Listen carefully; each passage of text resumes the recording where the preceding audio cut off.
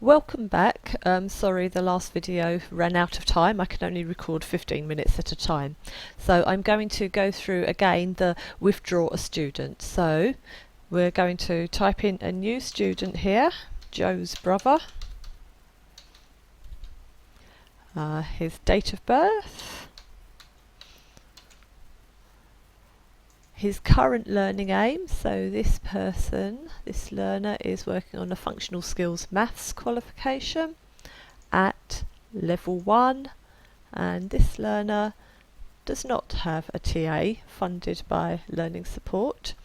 We want to withdraw them, so I click on the yes next to withdraw a student, and it gives me the extra options that need to be completed, the extra rows that need to be completed. Withdraw the learner, yes, that is what we want to do. The last date of attendance, they attended last week, and they had actually completed 24 of the 36 guided learning hours on that particular course. Destination, okay, this learner has withdrawn, could be for a number of reasons, could be because they've returned to their home country if they're an ESOL learner potentially, could be that they have found work, could be that they have gone to a different full-time course somewhere.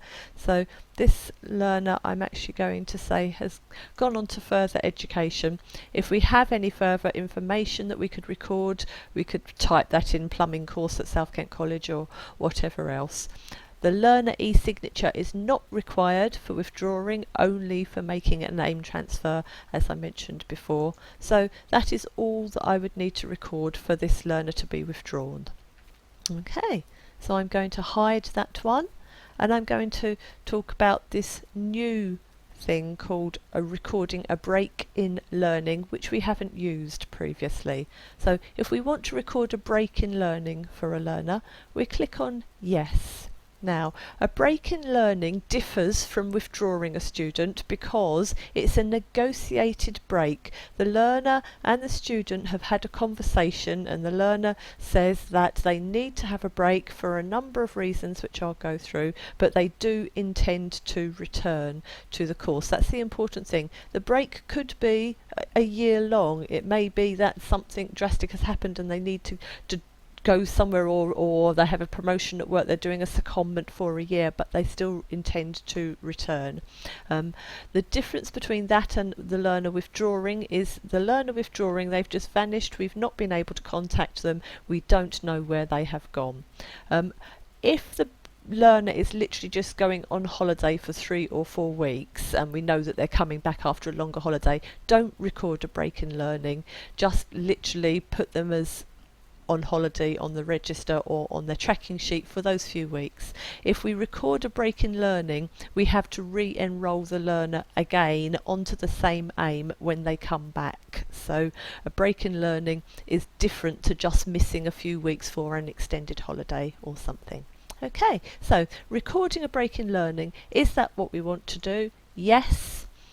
The date the break in learning started, they attended the session on the 11th of October last week, so the first week that they're not going to be at the session is this week, the 18th of October. The reason, and this has to be auditable, we need to have a conversation with the learner and they need to state that they're leaving but they intend to come back. Could be illness, going into hospital for an operation, could be work commitments covering a secondment in the northwest or something for a few months, an extended holiday, a bereavement, or anything else that they state.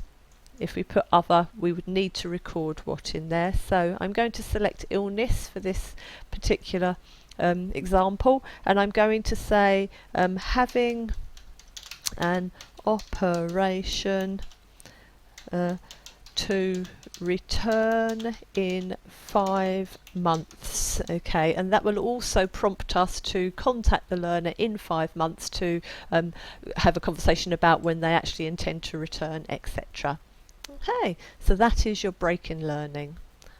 I'm going to hide that one, and I'm going to demonstrate, this would be obviously for another learner, not all of these for the same learner, a change to a start or end date. So if that is what we want to do, we click on yes next to change in start or end date, and you'll notice it says that a new start date or a new end date can only be made if the original one was written on their ILR or the program form in error.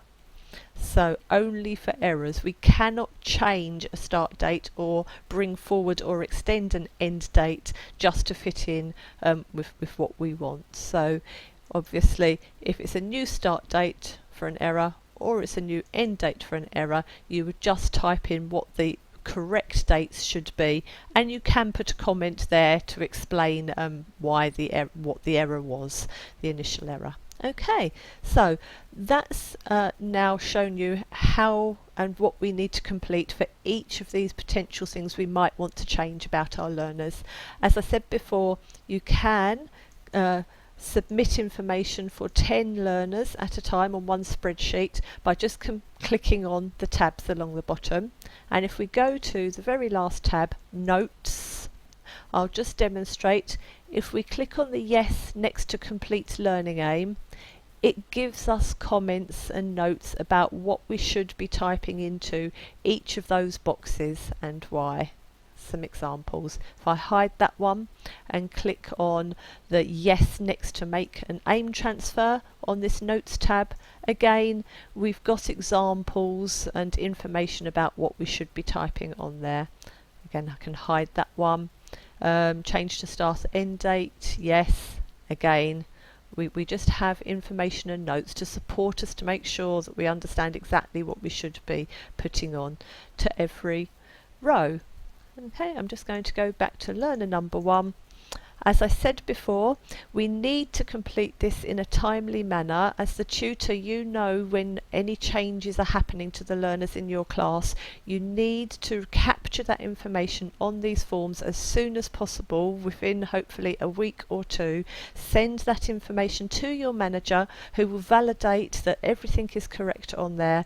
Return it to our management information team, who can record the information off of these sheets straight onto our MI system. We get paid for learners in months. We draw down additional learning support fund for learners in month. If we don't make changes in a timely manner, it's going to affect the funding that we receive. So it's very important that we stay on top of any changes to our learners in a timely manner. Okay, we will be sending out instructions along with this, and if you have any questions about anything that you've seen on these 2 video clips, please contact your line manager or myself, and we'll be able to support you further and potentially offer you some training if you need somebody to sit down next to you and go through this. Thank you very much for watching.